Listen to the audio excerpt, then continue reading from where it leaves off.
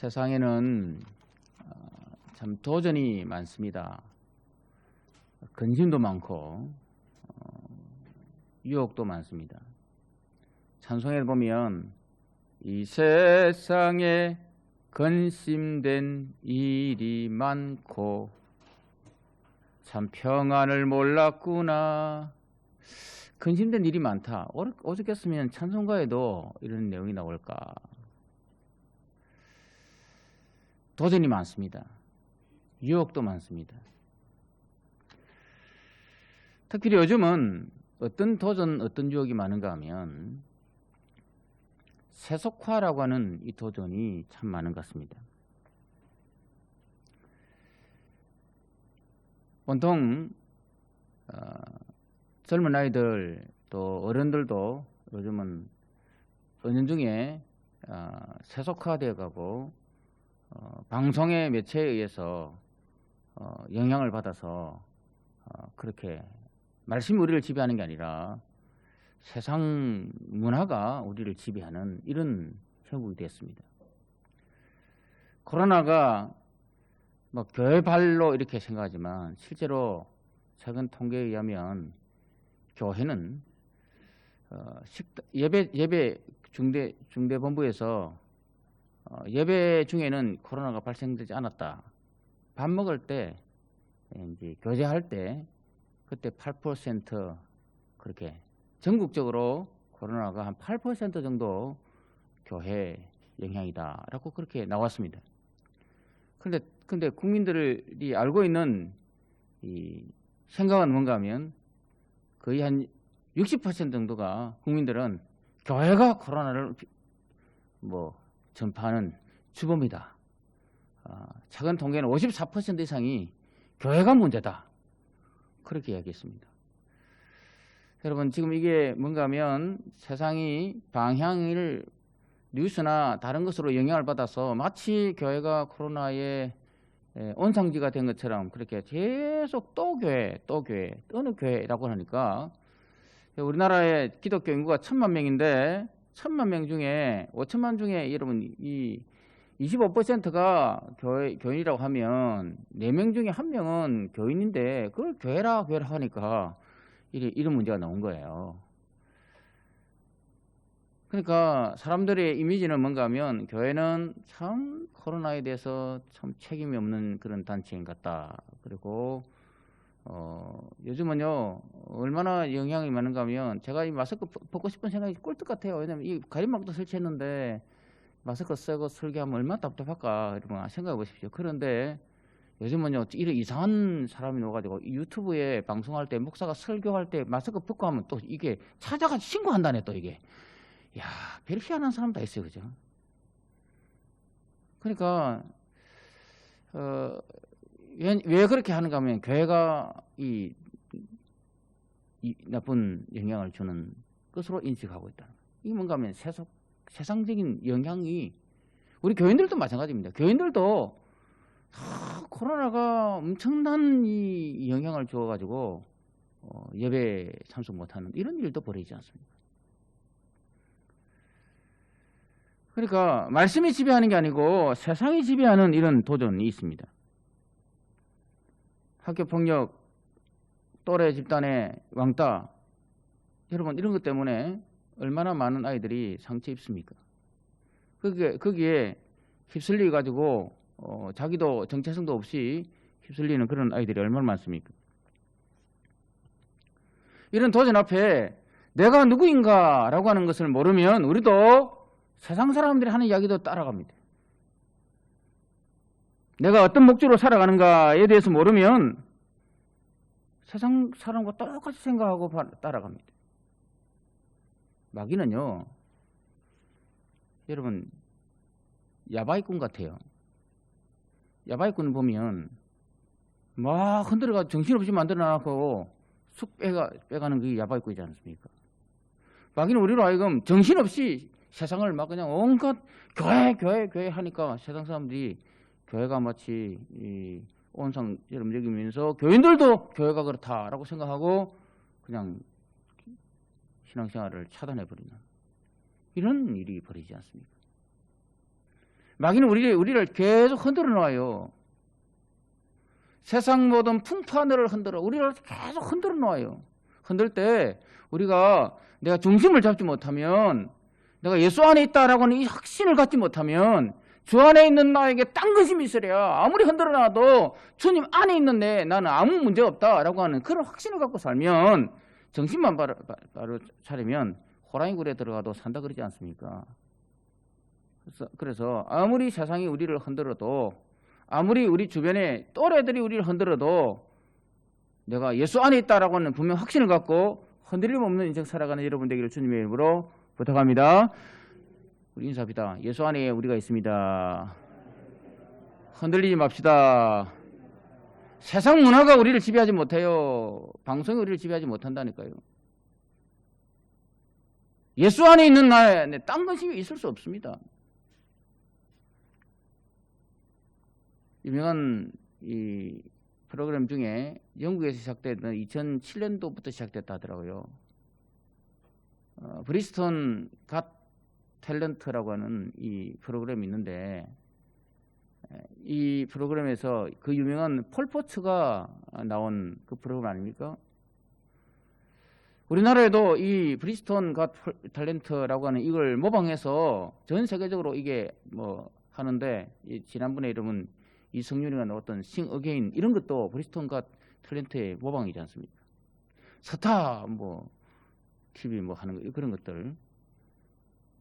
그리고 뭐 요즘 우리 핫한 미스터 트롯인가 하는 그런 프로그램 말입니다. 이런 프로그램에 2008년도에 앤드류라고 하는 아이 하나가 여기에 지원합니다. 13세의 앤드류 존슨이라고 하는 아이 하나가, 시골대기 하나가 여기 출연합니다. 그리고 이 아이가 3등을 해서 전 세계적으로 아주 열광을 일으켰던 그런 인물이 됐습니다. 이 아이는, 앤드류 존슨이라고 하는 아이는 엄마 아빠가 자기 난 지 8개월 만에 이혼을 해서 엄마가 시골 마을로 이사를 가게 되고, 그때부터 아이가 외톨이 되지 않습니까? 근데 이 아이 이게 6살 때 학교에 갔더니 이 아이 속에 뭔가 탤런트가, 재능이 있다는 거예요. 학교 선생님이 얘한테는 특별히 재능이 있다. 그래서 그 지역 교회 아이지만 성가대 할 수 있도록 그렇게 추천을 했답니다. 근데 성가대 오디션을 봤는데 아이가 떨어진 거예요. 다시 1년 노력해서 성가대 오디션 받아서 7살부터 성가대 했답니다. 여러분, 성가대도 오디션 받고 성가대 한다. 우리 성가대도 좀 그렇게 좀 했으면 좋겠어요. 오디션 받아가지고. 그러니까 이 아이가 이제 7살 때부터 이제 이 성가대를 하는데, 무대에서 부르는 노래가 너무 사람의 감동을 일으키는 거예요. 감명을 주는 거예요. 여러분, 이게 미성의 노래, 남자지만 소프라노보다 더 가늘은 아주 애절한 그런 노래 있잖아요. 그 목소리, 미성으로 부르는 노래인데, 제가 한번 들어보니까 이 여자보다 더 여자 목소리가 나는 이런 남자이더라고요. 그러니까 이게 여러분, 그 애절한 노래가 얼마나 사람의 마음을 그냥 감동시켜 주겠습니까? 그런데 이 아이는 그런 남다른 재능, 미성으로 남자 소프라노 이상의 그런 노래를 부르는데 친구들은 뭔가 하면 왕따시키는 거예요. 남자가 말이야, 여자 노래를 부르고 말이야. 남자가 말이야, 여자 목소리를 내고. 응? 요즘 누가 그런 노래 부르는데, 그리고 얘가 8살 때부터 계속 왕따를 당하는 거야, 왕따를. 교회에서 노래 부르는 건 참 좋지만 친구들 또래에서는 왕따를 당하는 거예요. 근데 교회에서 이제 성가대원들이 같은 팀이 돼가지고 가족이 돼가서 위로하고 격려하고 하면서 이제 계속 노래 포기하지 않고 부르는데, 이 아이가 지금은 뭐 뮤지션이 돼가지고 2008년도에 나왔으니까 지금은 벌써 10몇 년 지냈으니까 지금 아주 세계적인 그런 뮤지션을 활동하고 있는 사람인데, 이 사람이 자기는 아무리 친구들이 자기를 노래 부르지 못하게 하고 또래가 왕따시켜도 나는 노래해야 된다라고 하는 분명한 자기 정체성. 나는 그래도 노래한다. 그거 가지고 이겨냈다고 그 탤런트에서 나와서 발표하는 걸 제가 봤습니다. 여러분, 사람들이 너 노래하지 마. 네 목소리 그거는 기분 나빠. 남자가 어떤 여자 목소리를 내고 있어. 온갖 이야기 다 해도 이 사람은 끝까지 나는 노래해야 된다. 나는 노래했다는 거예요. 주변이 왕따가 되고 주변에 사람들이 막 모함을 하고 주변에 사람들이 외톨이게 되게 만들고 모든 것을 다 동원했지만 이 아이한테는 나는 노래해야 된다. 나는 성가대원이다 라고 하는 이 분명한 정체성 때문에 결국은 좌절하지 않고 끝까지 이루어서 결국은 세계적인 공연가로 그렇게 활동하고 있지 않습니까? 우리가 사는 동안에 정말 우리를 힘들게 하는 일이 많을 수 있습니다. 오늘도 아마 이 자리에 앉은 저와 여러분 중에도 분명히 무언가에 쫓기거나 무언가에 힘들어하거나 아니면 너무 어려워서 좌절하는 그런 상황에 놓인 분도 혹시 있지 않겠습니까? 사고도 많고 사건도 많습니다. 어려움이 많습니다. 그러다 보니까 너무 힘든 일이 많다 보니까 내가 왜 살지? 뭐 때문에 살지? 라고 하는 것들 잊어버리고 내가 지금 살아온 게 뭐 때문에 살아왔지? 갑자기 애 안 먹이던 자녀들이 애 먹이고 갑자기 문제 안 생기던 문제 건강에 문제 생기고 갑자기 엎친 데 덮친다는 말이 있지 않습니까? 계속 문제들이 막 꼬일 때 그때 갑자기 공허한 거예요. 내가 뭐 했지? 딴 사람은 다 저렇게 떵떵거려 사는데 나는 지금까지 뭐하고 살았지? 다른 애들은 문제 없는데 우리 애들은 왜 이렇지? 왜 나는 이렇게 힘들지? 그러면서 갑자기 자기가 자학이 되고 비하가 되고 우울해지고 열등감을 느끼고 공허하고 허탈해지고 이런 사람으로 여러분 세상 살아가는 참 많습니다. 남들이 보는 눈에 남들이 어떻게 나를 인식할까라는 거기에 맞추어서 살다 보니 나 자신 잃어버리고 세상과 같이 동화되다 보니까 신앙도 있음에도 불구하고 신앙생활 함에도 불구하고 신앙생활 하는 건 모양만 있고 내가 누군지 예수가 내 안에 있는지 없는지도 모르고 그렇게 방황하고 살아가는 사람들이 의외로 많다는 겁니다.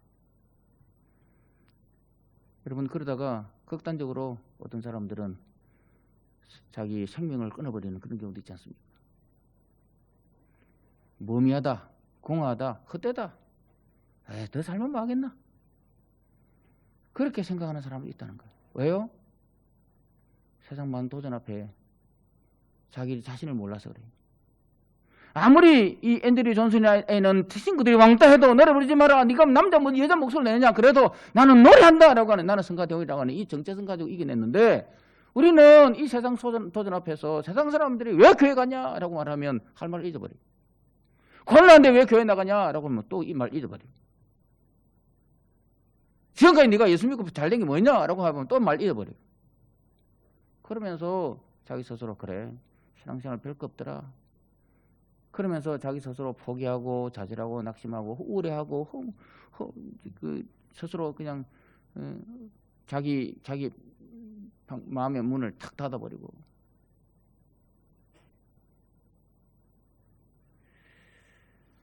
왜 이렇게 삽니까? 삶의 이유를 몰라서 그래요. 내가 왜 존재하는지 몰라서 그래요. 내가 누구인지를 몰라서 그래요. 한낱 아이 8살 된 아이도 13살 된 아이도 왕따 당하면서도 나는 노래한다 라고 하는 목적 가지고 살았다면 여러분 우리가 세상 도전이 우리에게 아무리 있다 할지라도 나는 예수의 자녀다. 나는 하나님의 자녀다. 내 예수님 내 안에 있다라고 하는 내 사는 이유가 이제 내가 살아도 추위에 살고 라고 하는 그런 마음으로 비록 내가 가난하고 연약하고 병들고 힘없어도 내가 예수 안에 있는 사람이다라고 하는 분명한 자아가지 가지고 오늘을 당당히 이기며 살아가기를 주님의 이름으로 축복합니다. 오늘 바울이 그렇게 이야기하는 거예요. 우리가 바울을 생각하면 대단한 인물로 그렇게 보고 있지 않습니까? 그렇지만 여러분 바울은 어찌 보면 대단한 인물보다 기독교 안에서는 초창기 기독교 안에서는 그는 왕따이고 비주류였어요. 왜냐하면 그는 예수님을 핍박하는 사람이었거든. 예수 믿는 사람을 잡아 죽이는 사람이었거든. 바울이 스스로 나는 다베드 도상에서 예수님 만났다라고 하는데 누가 그걸 인정해 줍니까? 누가 인정해 줍니까? 적어도 여러분 사도가 되려면 자기가 지금 사도라 그러거든요. 오늘 1장 1절에 보니까 하나님 뜻으로 말미암아 그리스도 예수의 사도된 바울과 디모데는 이런 거 넣었잖아요. 사도라 그러는데 누가 사도를 인정해 줍니까? 사도라고 하는 건요. 세 가지가 있어야 돼요. 예수님을 따라다녔거나 예수님의 부활 현장에 같이 있었거나 또 예수님의 제자들이 서로 저 사람 맞다라고 인정해 주거나 그 세 가지가 딱 맞아떨어야 사도가 되는데 예수님이 제자가 아니에요. 예수님 봤다. 부활에 동참했다는데 누가 봤지? 다른 500년 형제들을 봤다는데 바울은 언제 봤지? 지가 혼자서 저 다메섹이나 시리아로 가는 다메스커스로 가는 그 길에서 예수 봤다 하더라. 지 혼자 봤네. 지 혼자 이야기하더라. 누가 친구들이 바울 주변에 있는 사람들이 저 사람 사도 맞다고 증언해 준 사람 있냐? 없더라. 그러니까 바울은 어떻게 보면 유대교에서는 이름 있는 사람인지 모르지만 초기 기독교인들 앞에서는 바울은 그야말로 비주류 중에 비주류예요. 왕따 당하는 인생이었어요. 그렇지 않습니까? 누가 인정해 줍니까? 바울을? 그러니까 바울은 어떻게 보면 허물이 많고 약점이 많고 다른 사람에게 인정 못 받는 그런 삶이 바울의 삶이었단 말이에요. 그 당시. 그렇지만 바울은 내가 예수를 만났기 때문에 바울은 항상 편지 쓸 때마다 항상 이야기합니다. 갈라디아 1장 1절에 보면 뭐라고 말씀하고 있는가 하면 사람들에게서 난 것도 아니요 사람으로 말미암은 것도 아니요 오직 예수 그리스도와 그를 죽은 자 가운데서 살리신 하나님 아버지로 말미암아 사도된 바울은 이러고 있습니다. 사람으로 된 게 아니라 사람 말미암은 것도 아니다. 오직 예수 그리스도와 그 죽은 자 가운데 살리신 하나님으로 말미암아 내가 사도됐다. 너희들이 나를 인정해 주도 나는 사도이다 라고 그렇게 이야기하는 거예요. 나는 예수 안에 붙잡힌 사람이다 라고 이야기하는 거예요. 네 웃기는 이야기하지 마라. 네가 무슨 사도냐 라고 해도 바울은 편지 쓸 때마다 사도인 나 바울은 오늘 본문에 사도된 나 바울은 계속 자기의 사도권을 이야기합니다. 왜 사도를 이야기할까요? 여러분 자기가 자꾸 이야기만 한다는 것은 자기가 그만큼 컴플렉스가 있단 말이에요. 남들은 나를 알아주지 않단 말이에요. 그러니까 자기 신분을 자꾸 밝히는 거예요.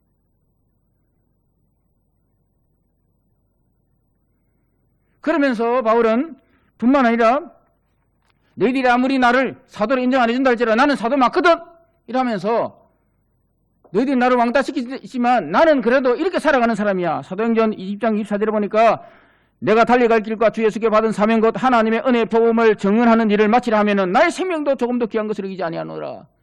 나는 나의 달려갈 주 예수 받은 사명을 위해 사는 사람이야. 너희들이 나를 인정해주든 인정 안 해주든 해주든 안 해주든 나는 상관없어. 나는 하나님이 부른 사람이요 하나님 부름받은 사람이요 생명 다할 그날까지 나는 이 사명을 위해 달려갈 거야 라고 그렇게 외치고 있습니다.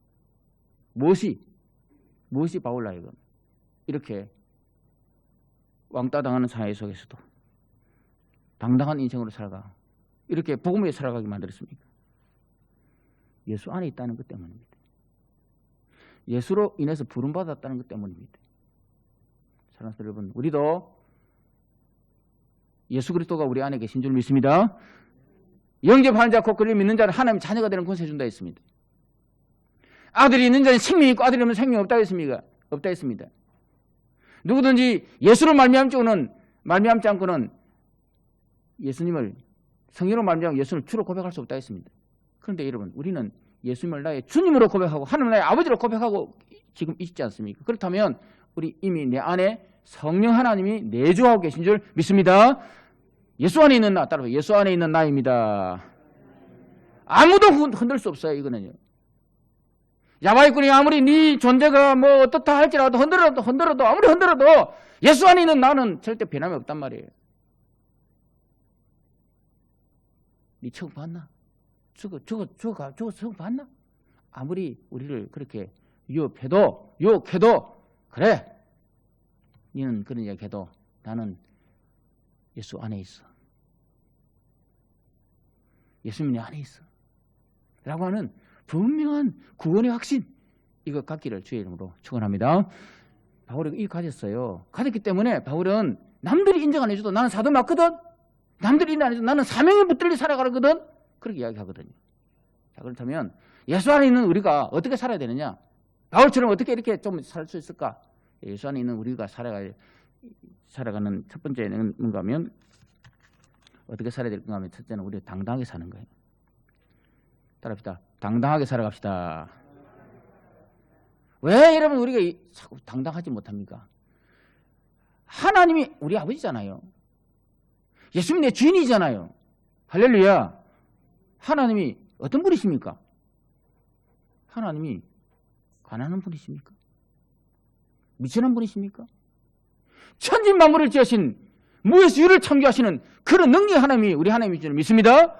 그분 우리 아빠가 되잖아요. 우리 아빠.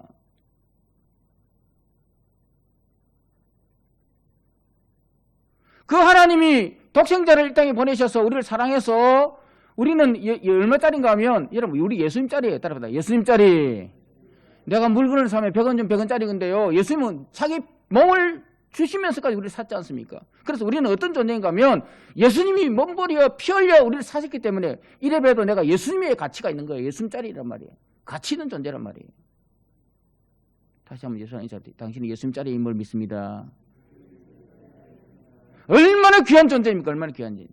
내가 나를 아이고 하찮은 존재, 아이고 나는 버림받는 존재, 나는 가난한 존재, 나는 연약한 존재, 나는 아무 실패한 존재, 루즈야 안 해도 됩니다. 내 안에 있는 예수님은 내가 비록 이 땅에 실패하지만, 내가 이 땅에 가난하지만, 내가 이 땅에 허물이 많지만, 그러나 내 안에 있는 예수님으로 말미암아 난 예수님짜리라 라고 하는 이 분명한 확신을 갖고 이 세상을 여러분 비겁하게 비열하게 아니면 쪼려서 사는 게 아니라 당당하게 살아가는 여러분 되기를 주님의 이름으로 축복합니다. 얼마짜리라고요? 얼마나 가치 있습니까? 그 무엇과도 바꿀 수 없는 예수님이 내 안에 계시지 않습니까?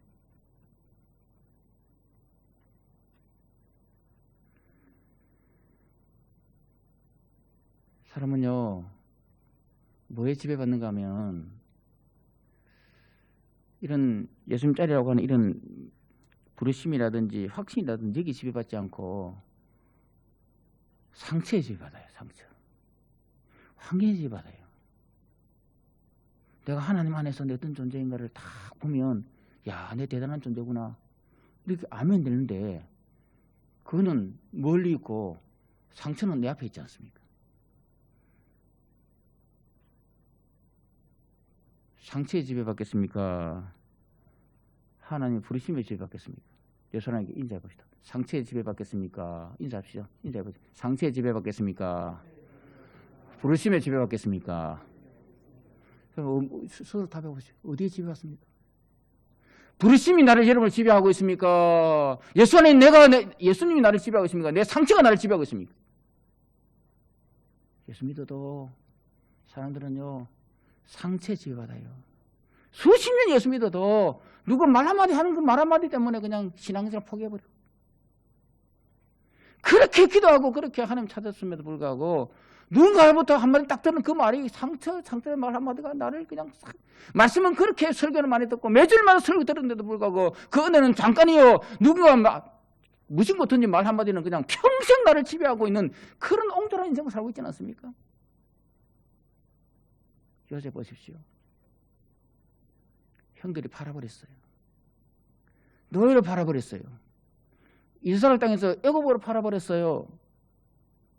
그리고는 요셉은 그곳에서 얼마나 많은 고생을 합니까? 17살 때 팔려가지고 30살 될 때가 13년 동안 그는 정으로 감옥으로 모함으로 그런 인생 삽니다. 여러분 13년 3일도 아니고 13년 그 정도 되면 요셉은 자기 스스로 못 이겨서 화병이 걸리거나 아니면 자기 스스로 그냥 이를 보덕보덕 갈거나 저 두고 보자. 내가 형님들 내가 잘 돼서 내가 건수 갚아주리라. 복수할 거야 내가. 이런 노예 되지 않습니까? 근데 그는 그 팔렸다는 상처에 지배하지 않고 하나님이 자기에게 준 꿈. 주여 지난밤 내 꿈에 배었으니 그 꿈 이루어 주옵소서. 지난밤에 꾸었던 그 꿈을 잊지 않았다. 상처가 지배하는 인생이 아니라 하나님의 꿈, 하나님의 말씀이 지배하는 인생을 살았기 때문에 그는 그 속에서도 당당했습니다. 감옥 가도 당당했고, 팔려가도 당당했고, 모함받아도 당당했고. 왜? 결국은 하나님이 역사하시니까. 하나님이 내 길을 지도하실 거니까.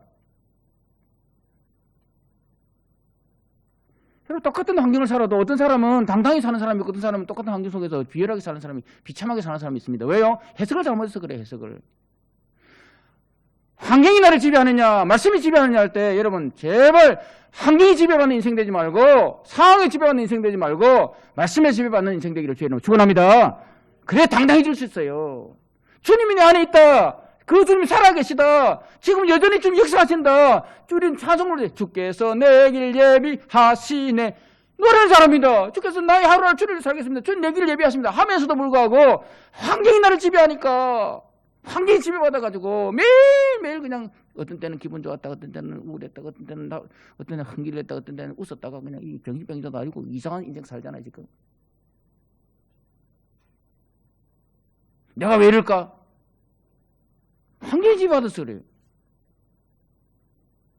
예수 안에 있는 인생은 어떤 인생인가 할 때 요셉도 약속 말씀 붙들고 살았기 때문에 당당했지 않습니까? 예수 안에 있는 인생이기 때문에 당당했지 않습니까? 바울도 당당했지 않습니까? 여러분 다윗 보십시오. 다윗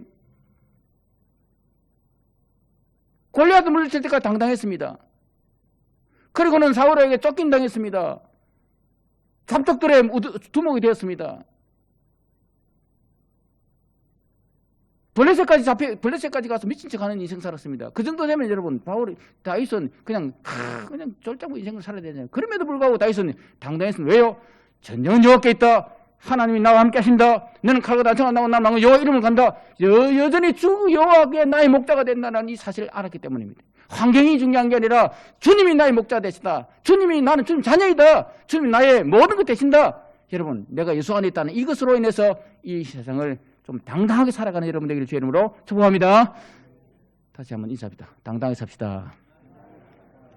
왜 당당하게 살아야 되면 누가 뭐래도 우리는 하나님 자녀인 줄 믿습니다. 우리 예수 안에 있는 것. 주 안에 있는 나에게 딴 근심이 있으랴. 주님 안에 있다는 거예요.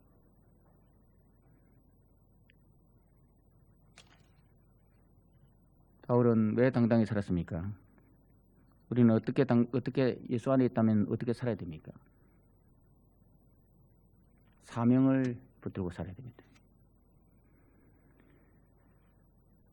우리 예수 안에 있다는 말은 둘째는 사명에 붙들려 사는 삶을 살아야 돼요. 여러분 바울은 1장 7절에 이렇게 말씀하고 있습니다. 이와 같이 우리와 함께 종된 사랑하는 에바브라에게 너희가 배웠나니 그는 너희를 위한 그리스도의 신실한 일꾼이요. 일꾼이라 했습니다. 일꾼. 1장 25절 말씀 보면 이렇게 말씀하고 있습니다. 내가 교회의 일꾼 된 것은 하나님이 너희를 위하여 내게 주신 직분을 따라 하나님의 말씀을 이루려 합니다. 일꾼이라 했습니다. 바울은 자기 자신이 사명 맡은 사람이다, 일꾼이다라고 하는 이 자아실까지 있단 말이에요. 하나님이 주신 일꾼이다. 그리스도의 일꾼이다. 자기 자신을 사명받은 사람으로 인정할 때 이게 바울을 바울되게 하는 거 아닙니까?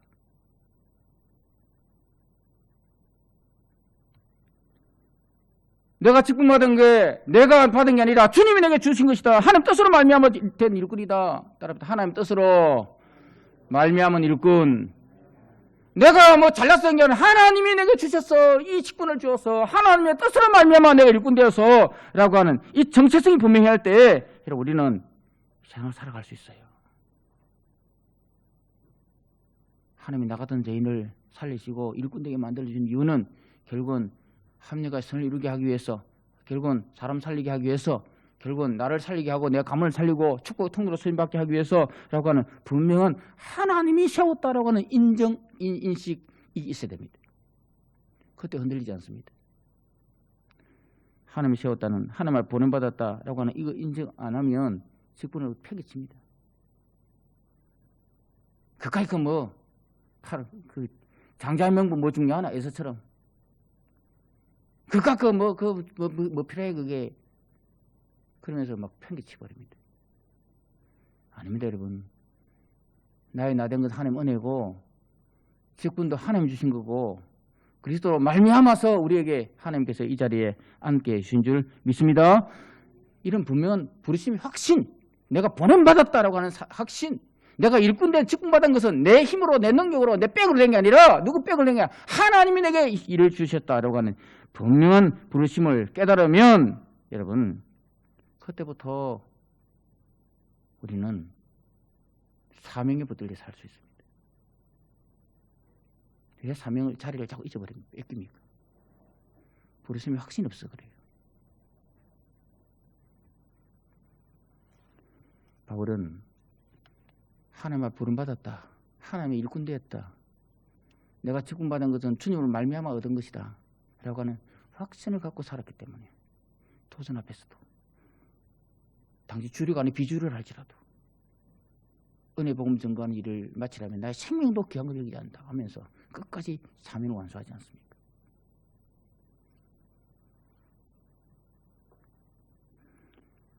부름의 확신이 있어야 내 직분이 하나님으로 말미암았다라고 하는 확신이 있어야 그때부터 내 시간과 물질과 정력과 모든 것을 구속사를 위해서 나 같은 사람은 사람 살리라고 은혜 축복의 통로로 쓰임받기 위해서 직분을 주었구나. 그럴 때 여러분 그 축복의 통로로 쓰임받고 구속사를 위해 이루어가는 거예요. 나를 통해서 또 다른 사람에게 복음을 증거하는 이 역사가 일어나는 거예요. 내가 이만큼 직분을 얻은 것은 내 이름을 드러내게 함이 아니라 살리게 하기 위한 것이다 라고 하는 분명한 구속사를 이루는 살리는 거예요. 살리는. 따라합니다. 살립시다.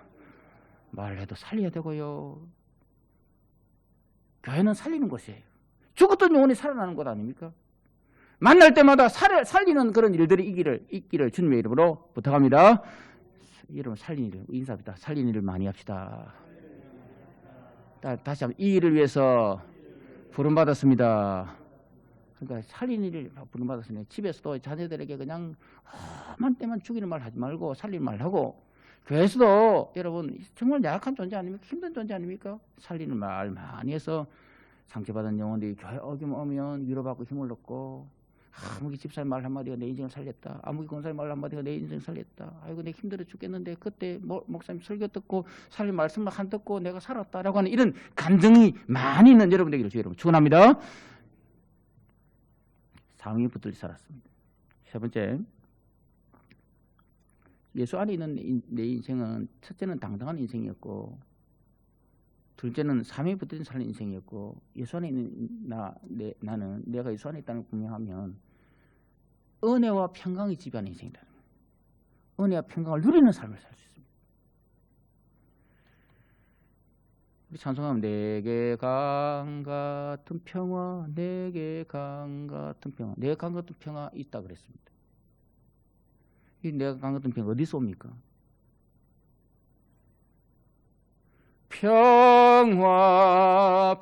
평화로다. 어디서부터 옵니까? 하늘 위에서 내려오네. 평화는 은혜는 어디서부터 옵니까? 하늘로부터 오는 거예요. 사람으로 말미암은 거 아닙니다. 누가 위로해 준다고 평화가 오는 거 아닙니다. 은혜는 너희가 그 은혜로 인하여 믿음을 하며 구원 얻었는데 은혜는 하나님께로부터 오는 거예요. 은혜는 누구한테 옵니까? 하나님이 사모하는 사람에게 오는 거예요. 말씀을 사모하는 사람에게 오는 거예요.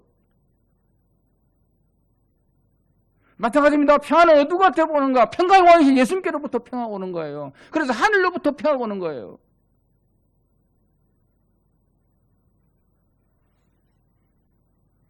우리가 은혜 받을 때, 우리가 더 주님을 사모할 때, 그때 우리에게 하늘로부터 은혜와 평강이 있는 인생 살게 된다 이 말이죠.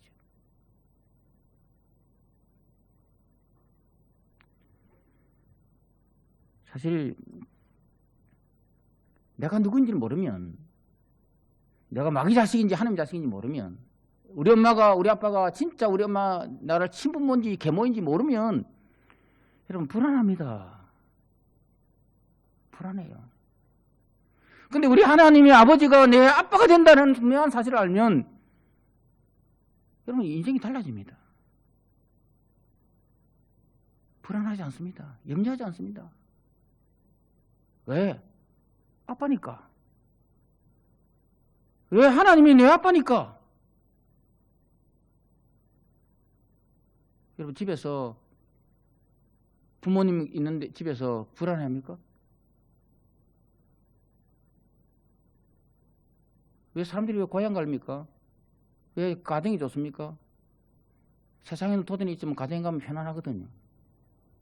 허물을 덮어주거든요. 가정에서 어떤 일이 있어도 다 비밀을 지켜지거든요. 하나님 우리 허물을 다 덮어주시는 분, 우리보다 우리를 더 잘 아시는 분, 우리 약함도 아시고 상처도 아시고 우리의 미약함도 너무 잘 아시고 세우시는 공급하시는 하나님, 그 하나님 우리 아빠가 되신 줄 믿습니다. 그 하나님부터 하나님 은혜로부터 공급될 때 그때 우리는 참으로 은혜를 누리고 평안을 누릴 수 있고 평강을 누릴 수 있습니다. 사랑하는 여러분, 내가 누가 안에 있느냐 중요합니다. 우리는 정말 도전받는 시대에 살고 있습니다. 유혹받는 시대에 살고 있습니다. 세속화라는 물결이 우리를 막 휩쓸어 버릴 때 있습니다.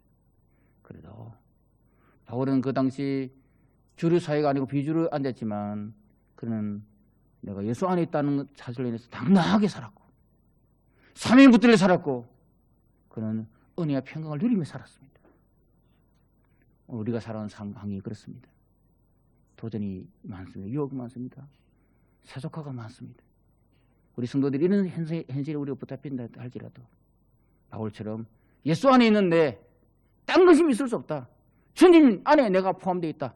라고 하는 사실. 그가 내 안에 내가 그 안에 있어서 그런 삶을 살아 세상에 당당하게 살고 사명 붙들고 살고 주님 주시는 하늘로부터 내리는 은혜와 평강을 마음껏 누리며 살아가는 복된 성도 되기를 주님의 이름으로 축복합니다.